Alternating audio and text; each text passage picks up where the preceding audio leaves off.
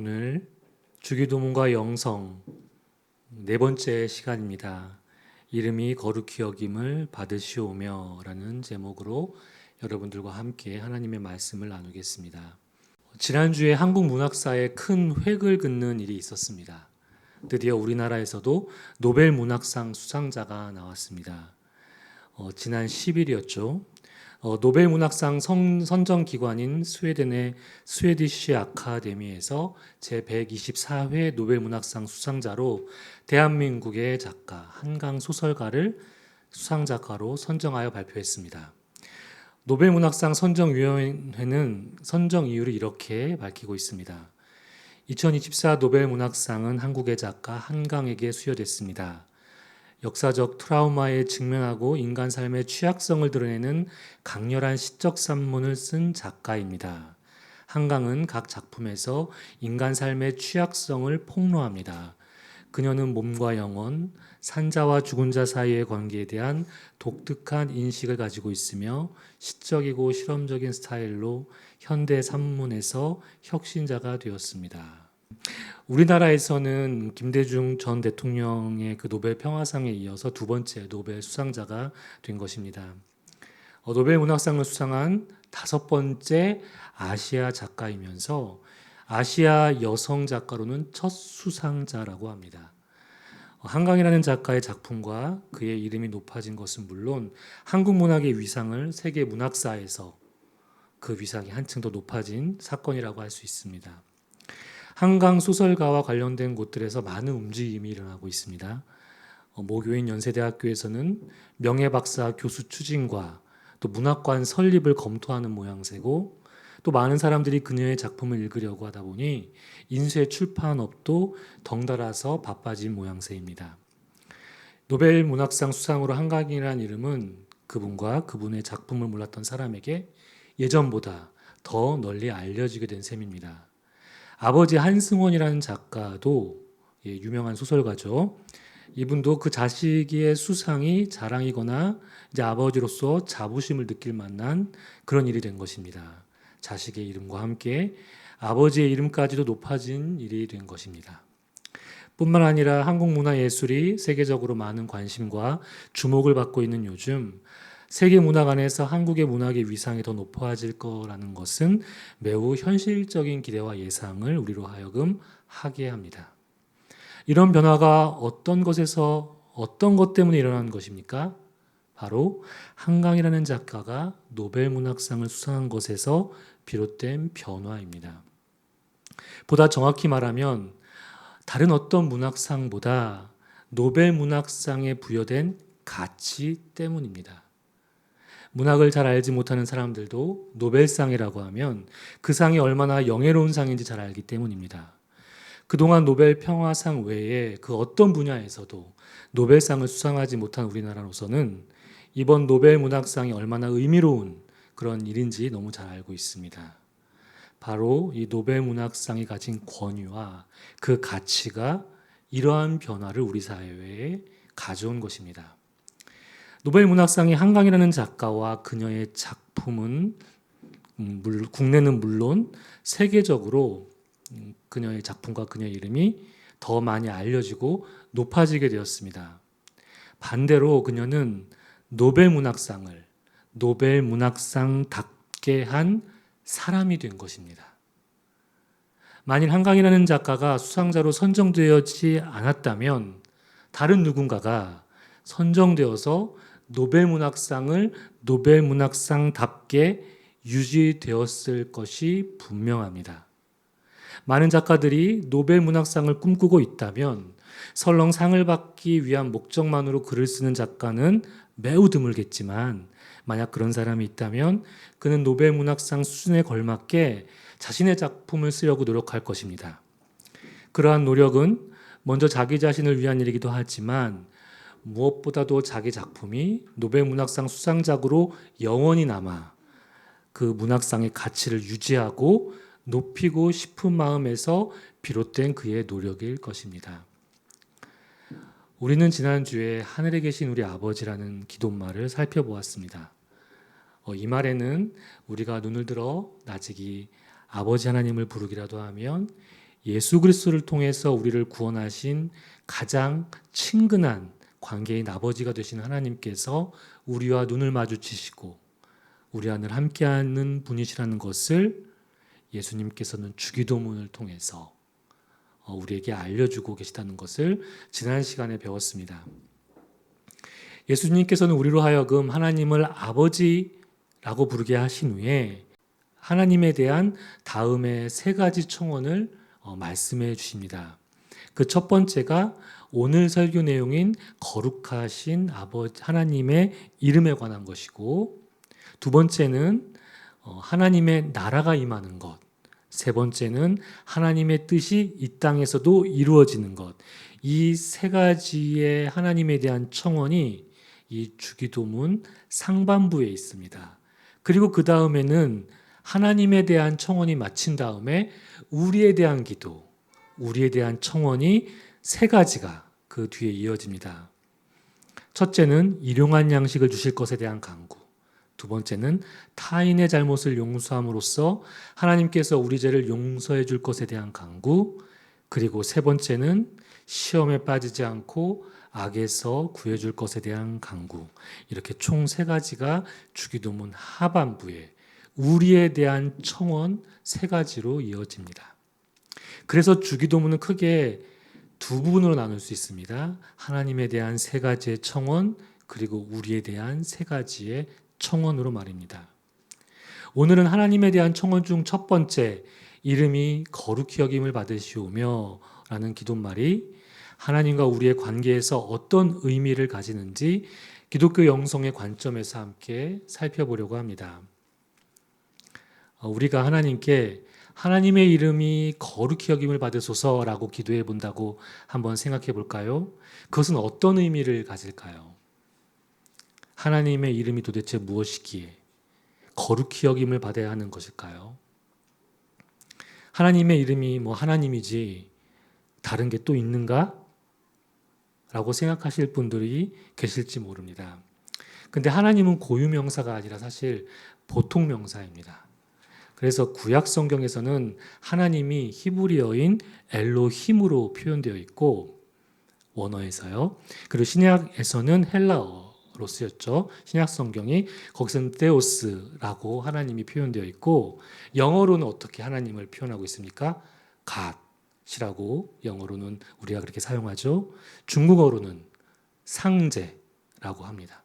일본어로는 가미라고 하나님을 각 나라에서 부릅니다. 한국에서는 한국어로 하나님을 뭐라고 부르죠? 하나님이라고 우리가 부르고 있습니다. 대부분 개신교에서는 하나님이라고 하고, 가톨릭, 성공회, 정교회 혹은 진보적인 개신교에서 하느님이라고 합니다.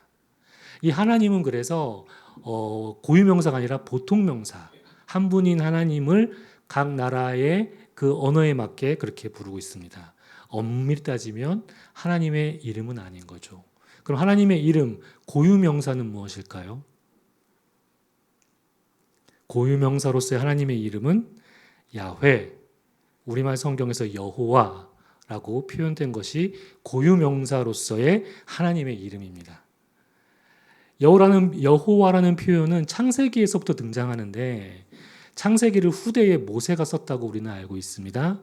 근데 이 창세기에도 여호와라는 이름이 등장을 하더라도 그들이 여호와라는 단어로 하나님을 부르지는 그 당시에는 않았을 것입니다. 왜냐하면 이 여호와라는 이름은 출애굽기에서 하나님이 모세에게 준 이름이기 때문입니다. 그러니까 모세 이전의 사람들은 여호와의 이름을 불렀다라는 표현이 창세기에 나오더라도 우리가 알고 있는 모세에게 준 여호와의 이름으로 하나님을 예배하거나 제사를 지낸 것이 아니라 그 당시에 그들이 하나님을 뭐라고 불렀겠죠. 성경에는 그게 나와 있지 않지만 모세가 후대에 그걸 기록하면서 여호와라는 이름을 하나님께 받았기 때문에 그 자기 이전에 하나님 이름을 불렀던 것을 여호와의 이름을 불렀다라고 표현한 것뿐입니다. 창세기 4장 26절 보면은 아담이 가인에 의해서 아벨을 잃게 되죠. 그리고 그에게 하나님은 셋이라는 아들을 또 아담에게 줍니다.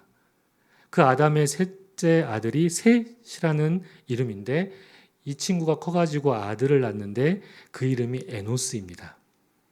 그래서 창세기 4장 26절에는 이렇게 증언하고 있습니다. 그 아담의 셋째 아들 셋도 아들을 낳고 그의 이름을 에노스라 하였으니 그때 사람들이 비로소 여호와의 이름을 불렀더라. 성경에서 처음 여호와의 이름을 불렀다라고 표현된 부분이 바로 여기입니다. 하지만 여기서 여호와의 이름이라고 해서 그것이 우리가 알고 있는 여호와는 아니고 그 여호와는 모세 때 하나님이 모세에게 직접 알려준 이름이라는 것을 우리는 알아야 합니다.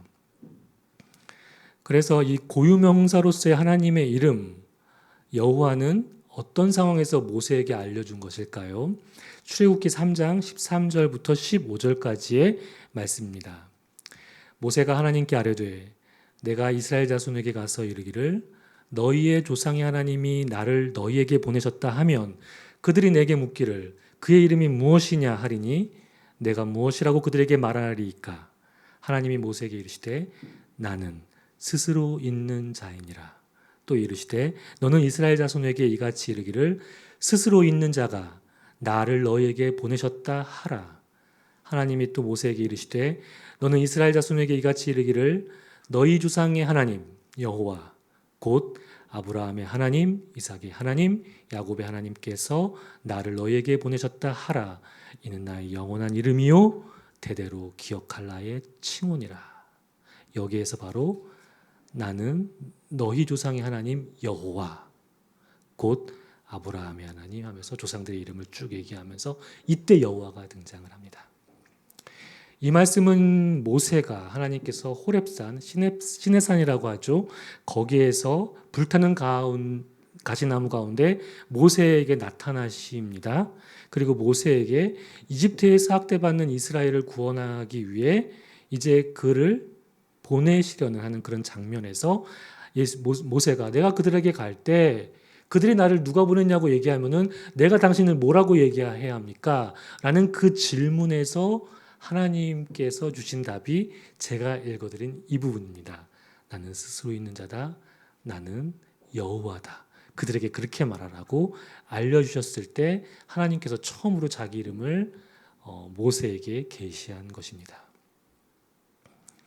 근데 생각해 보면은 너를 보낸 자가 누구냐라고 그들이 물었을 때 모세가 만약 하나님이 알려준 대로 대답했다라고 생각을 해보세요. 그들의 입장에서 어땠을까요? 굉장히 황당했을 것 같습니다. 도대체 그 사람이 누구인데? 사람이야? 신이야? 뭔가 설명이 부족한 그런 대답으로 그들은 느껴졌을 것입니다.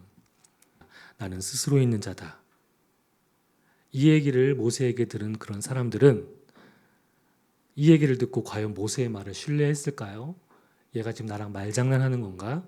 스스로 있는 자가 너를 보냈다고 우리에게 이스라엘 백성들을 이집트에서 구출하려고 그들은 모세가 말장난을 하는 건 아닌가? 뚱딴지 같은 소리를 한다고 생각을 했을 것입니다. 어쩌면 이름을 몰랐을 때와 전혀 다를 바 없는 상황처럼 보입니다. 이름을 하나님께서 알려준 것은 맞지만 알려주지 않는 것만 못하다는 느낌을 갖게 합니다. 그러나 어쩌면 하나님은 가장 정확한 자신의 이름을 알려준 것이라는 생각도 우리는 곰곰이 생각하게 되면 그런 생각을 할 수 있을 것입니다. 어떤 면에서 이것이 하나님께서 본인의 이름을 정확히 알려준 그런 격이 될까요? 지난주 설명한 것을 잠시 우리가 떠올린다면 하나님은 그 어떤 이름으로도 규정되거나 한 가지 의미로 의미 지어질 수 있는 분이 아니라는 생각에서 우리는 그렇게 생각할 수 있습니다. 지난주 설교에서 예수님께서는 하나님을 아버지로 부르게 하셨다라고 했지만 그 아버지라는 그것에 하나님은 얽매이지 않기 위해서 하늘에 계신 우리 아버지라고 했죠. 그 하늘에 계신이라는 그 수식어는 하늘에 있는 어떤 물리적인 하나님이 임재한 곳을 얘기하는 것이 아니라 아버지라는 우리가 이해하고 있는 그 너머에 하나님의 그 초월성, 무한하심과 광대하심, 인간과 같지 않은 본질적으로 다른 것을 표현해 주는 말이라고 했습니다. 마찬가지로 여기에서 이렇게 모호한 대답은 하나님을 그 어떤 말로도 규정해서 인간이 이것이다 라고 이해할 수 없는 분이 바로 하나님이시라는 것을 우리는 생각해 볼 수 있습니다. 맞습니다. 하나님의 이름과 그 뜻은 어느 한 가지의 단어와 뜻으로 규정될 수 없습니다. 그분은 광대하시고 무한하신 분이기 때문입니다. 그래서 나는 스스로 있는 자다라고 말씀을 하면서 알려주시는 이 여호와라는 이름을 모세 그리고 우리에게 왜 이렇게 주셨는지를 우리는 이해할 수 있게 됩니다. 이것은 우리가 어떤 특정한 이름으로 하나님을 명칭적으로나 지식적으로 알 것이 아니라 하나님을 경험적으로 알아가야 한다는 것을 우리에게 말해주기도 합니다. 여기 계신 분들은 지금까지 살아오면서 여러분의 마음과 기억에 간직한 소중한 이름들 적어도 한두 명쯤 있을 것입니다. 그 사람의 이름이 특이하거나 너무 아름다워서 내 머릿속에 마음속에 기억되는 것이 아니라 내 인생의 어느 시기에 그 사람과 함께 시간을 보내면서 혹은 자라오면서 내가 속했던 학교 혹은 공동체 안에서 관계를 맺고 있었던 사람들 중에서 우리는 그런 사람들을 한두 명 떠올릴 수 있을 것입니다.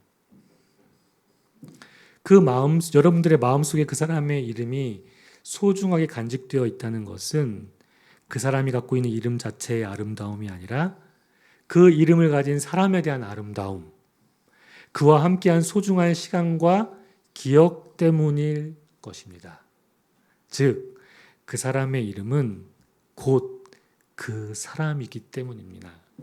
그래서 이름을 기억한다는 것은 그 사람의 이름 자체를 기억하는 것이 아니라 그 사람 자체를 내가 기억하고 있다는 뜻이고 그와 함께 경험한 시간들, 소중한 기억들이 그 이름으로 떠오른다는 것을 우리는 알게 됩니다. 오늘 본문 말씀의 내용에 따라서 이 세상 사람들을 단순히 두 부류로 우리가 나누어 본다고 해봅시다. 어떻게 나눌 수 있을까요? 하나님의 이름을 소중히 여기는 사람들, 아니면 소중하게 여기지 않는 사람들, 이렇게 두 부류로 우리가 한번 나누어 볼 수 있을 것입니다. 거룩한 하나님의 이름을 소중히 여기는 사람은 당연히 진실한 하나님을 믿는 신자들이 여기에 속할 것입니다. 그렇다면 후자인 하나님의 이름을 소중하게 생각하지 않는 사람들은 누구일까요? 맞습니다. 하나님을 믿지 않거나 하나님을 모르는 사람들이겠죠. 그런데 다른 사람도 여기에 들어갈 수가 있습니다. 후자에.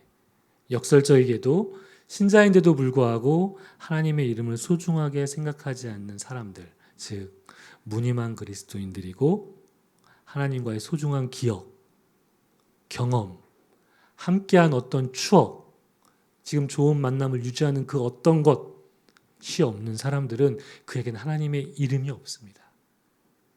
그래서 그 이름을 소중하게 여길 이유가 그들에게는 전혀 없는 것이죠.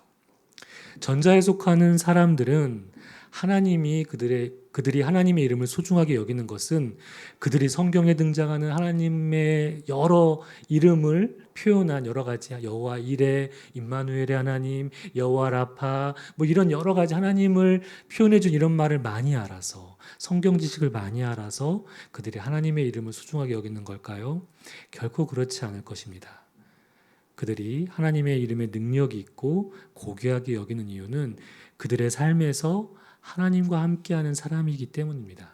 즉, 그들은 하나님에 대한 경험이 있는 자들이며 하나님과 함께 머물면서 교제하는 사람이기 때문에 그들에게 하나님의 이름은 그냥 이름 그 자체가 아니라 그들에게 하나님의 이름은 하나님이 그들이 하나님을 그렇게 여기는 것입니다. 하나님을 머리로 하는 것이 아니라 그들의 믿음의 삶에서 하나님을 경험으로 하는 그들의 내적 인식이 그들에게 있는 것입니다. 그래서 이들에게 하나님의 이름이 아름답고 소중한 것은 그들이 하나님과 함께 경험한 일들이 그들 삶 가운데 있는 것이죠. 그러나 후자의 사람들은 하나님과의 어떠한 교제도 없이 형식적인 종교 생활만으로 신앙인이라고 생각하는 자들이기에 그들에게는 하나님을 삶 속에서 경험할 일들이 거의 없는 것입니다.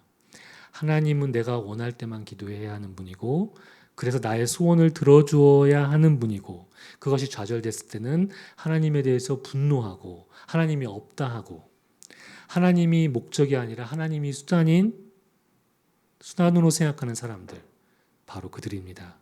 이들에게 하나님의 이름은 전혀 소중하지 않고 그들에게 하나님 이름은 없는 것과 마찬가지입니다. 그런 하나님의 이름이 거룩히 여김을 받으소서라고 우리가 기도해야 하는 것은 하나님을 믿지 않는 사람들이, 또는 하나님을 제대로 믿고 있지 않는 신자들이 앞으로 정신 차리고 좀 제대로 믿게 달라고 드리는 기도일까요? 그렇지 않습니다. 앞에서 이 기도는 우리를 향한 청원이 아니라 하나님에 대한 청원이라고 제가 말씀드렸습니다. 하나님께서 결코 거룩한 분이 아니시기 때문에 우리의 알량한 청원으로 하나님을 거룩한 분으로 우리가 격상시키고자 하는 그런 이유 때문에 우리가 이 기도를 하는 것이 아닙니다.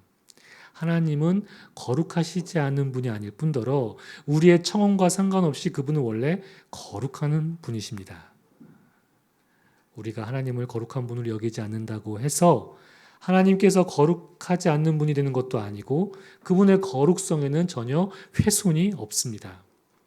그렇다면 예수님께서는 왜 주기도문을 가르쳐 주면서 우리에게 아버지의 이름이 거룩히 여김을 받으시오며 라는 기도를 알려주셨을까요? 이것은 하나님을 하나님으로 인정해야 한다는 것을 우리에게 가르쳐 주시기 위함입니다. 우리의 기도로 하나님을 더 거룩하게 하는 것은 발상 자체가 말이 안 되며 불가능한 일입니다. 그런데 하나님을 더 믿고 의지하는 신실한 삶을 우리가 살게 되면 우리의 삶은 하나님을 하나님으로 인정하는 그런 삶이 되는 것입니다. 제가 앞서 노벨문학상 이야기를 한 것을 잠시 떠올려 볼까요? 노벨문학상의 가치는 한강이라는 작가가 이번에 수상하지를 않았더라도 노벨문학상 자체의 품위와 가치는 훼손되지 않습니다. 그런데 한강이라는 작가가 자기의 작품 세계를 충실히 구가한 결과 노벨문학상을 수상하게 되었습니다. 이것은 노벨상을 받기에 문학적 자격이 충분한 한강이라는 작가로 하여금 노벨문학상이 노벨문학상으로서의 권위를 올해도 가지게 된 것을 말해줍니다. 좀 이해가 되십니까? 여기에 하나님이 되시는 원리가 여기에 있습니다. 하나님은 내가 아니어도, 여러분이 아니어도, 우리 삶이 엉망이어도 그 자체로 거룩하신 하나님 아버지이십니다. 그런데 우리가 하나님을 아버지로 부르고 자녀로서의 관계 안에서 자녀로서의 권세를 누리고 신실하게 믿음의 삶을 살아갈 때 거룩하신 하나님은 비로소 나의 하나님으로 있게 되는 것이고 나는 그 하나님을 품에 안을 수 있는 것입니다. 존재할 수 있게 되고 나의 하나님이 되시는 것입니다. 성경에서는 이 거룩에 대한 말씀이 대표적으로 나오는 부분이 레위기에서 우리는 발견할 수 있습니다. 하나님께서 이스라엘 백성과 언약을 맺었죠. 언약을 맺은 다음에 하나님께서 하신 일 무엇입니까? 그들과 함께할 집을 짓게 했습니다. 성막을 짓게 한 다음에 뭘 했는 줄 아십니까? 하나님은 이스라엘 백성과 어떻게 살 건지 그것에 관해 말했는데 그 어떻게 살 것인가에 대한 그 방법, 제사 방법, 예배 방법, 그리고 어떻게 너희가 구별되어 거룩하게 되어야 하는지를 이 레위기에서 설명하고 있습니다. 그래서 레위기에서는 이렇게 얘기합니다. 내가 거룩한 것처럼 너희도 거룩해야 된다. 이 말씀은 거룩하지 않는 우리가 이제는 하나님의 거룩에 속해져서 살아가야 한다. 삶의 방식을 얘기해 주는 것입니다. 그래서 거룩이라는 말은 구별된 것을 의미합니다. 어디에 속해져서 구별되어야 합니까? 바로 하나님께 속하게 됨으로써 우리가 다른 것과 구별이 되어야 하는 것입니다. 하나님께 속하여 우리가 거룩한 자로 살아가는 것은 하나님의 뜻에 따라 살아가는 삶이고, 이것은 나의 삶을 통해 하나님의 거룩하심을 인정하고 드러내는 것입니다. 그럼으로써 하나님의 하나님 되심이 나의 삶을 통해서 실현되는 것입니다. 그래서 구별을 의미하는 거룩은 하나님을 닮아가는 것이라고 할 수 있습니다. 내가 거룩하니 너희도 거룩하라는 것, 하나님을 닮는 삶으로 나아가라는 것이 바로 여기에 담긴 의미입니다. 이런 삶은 바울은 빌립보서 1장 20절에서 아주 우리에게 잘 요약해서 설명해 주고 있습니다. 나의 간절한 기대와 소망을 따라 아무 일에든지 부끄러워하지 아니하고 지금도 전과 같이 온전히 담대하여 살든지 죽든지 내 몸에서 그리스도가 존귀하게 되게 하려 하나니. 여기에서 내 몸에서 그리스도가 존귀하게 되는 것, 이것이 하나님의 거룩과 내가 만났을 때 일어나는 일이라고 저는 생각합니다. 하나님의 거룩에 내가 참여하게 될 때 우리의 몸에서 그리스도가 존귀하게 되는 것, 그분과의 일치가 일어나는 것, 우리를 통해 원래부터 고귀하신 그분이 존귀하게 되는 것, 바울은 이렇게 이야기하고 있습니다. 사랑하는 성도 여러분, 우리는 여기에서 스스로에게 묻지 않을 수 없습니다. 나는 하나님의 거룩한 이름을 높여드리기에 합당한 삶을 지금 살아가고 있는가? 나의 삶은 거룩한가? 그것은 하나님의 그 거룩에 속한 삶이라고 말씀드렸습니다. 그런 거룩의 삶 가운데 우리가 불러야 하는 하나님의 이름은 무엇입니까? 여호와입니까? 그렇죠. 그것도 맞죠. 하지만 앞에서 설명했듯이 우리는 이 땅을 살아가면서 하나님과 함께 살아간다면 하나님에 대한 이름을 소중히 여기기 때문에 우리가 경험하는 그때그때 하나님의 이름이 달라져야 한다고 생각합니다. 다양한 하나님의 이름을 내가 부를 수 있다는 것은 그만큼 내가 하나님과 함께하는 경험이 많고, 내가 지식으로 하는 하나님이 아니라 경험을 통해 하나님을 많이 알아가고 있다는 뜻입니다. 그것은 내가 하나님과 머무는 삶을 살고 있다는 이야기이기도 합니다. 지금 우리가 주기도문을 영성의 관점에서 살펴보는 것을 염두에 두고 생각해 본다면 하나님 우리 각자의 삶에서 다양하게 호명되어야 할 분이십니다. 그만큼 우리는 우리의 인식 가운데 가둘 수 없는 무한하신 하나님을 경험하며 그분과 함께 머물며 살아가야 하는 자들입니다. 우리 삶에서 경험한 거룩하신 하나님의 다양한 이름들을 부르면서 살아가는 저와 얼빛교회 성도님들이 되시기를 소망합니다. 네, 기도하겠습니다. 내게 다가온 하나님의 마음에 머물러 주의 얼굴을 바라보면서 침묵으로 하나님과 대화를 나누겠습니다.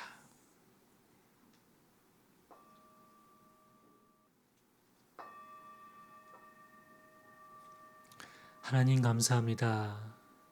우리가 하나님의 이름을 소중하게 여기는 사람입니까? 우리 삶에 하나님과 교제하지 않는 삶, 하나님을 경험하지 못하는 삶이 되지 않기를 간절히 원합니다. 그래서 우리가 주기도문을 하나님께 드릴 때 하나님의 하나님 되심이 우리 삶 가운데 드러날 수 있도록 우리를 인도하여 주옵소서. 예수님 이름으로 기도드립니다.